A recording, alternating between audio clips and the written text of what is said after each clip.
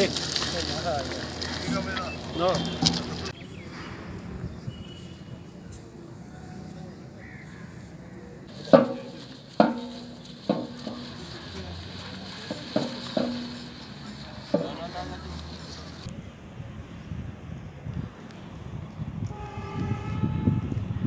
Tournament 8th police Martin's T20 north zone championship जो इस बार 8th schedule में है, मगर इस बार ये टूर्नामेंट फिर अपने उसी जोर शोर से टूर्नामेंट का आगाज़ होने जा रहा है और मोस्ट प्रोबेबली ये 19 दिसंबर बुधवार को सुबह 11:30 बजे इसका शुभारंभ होगा।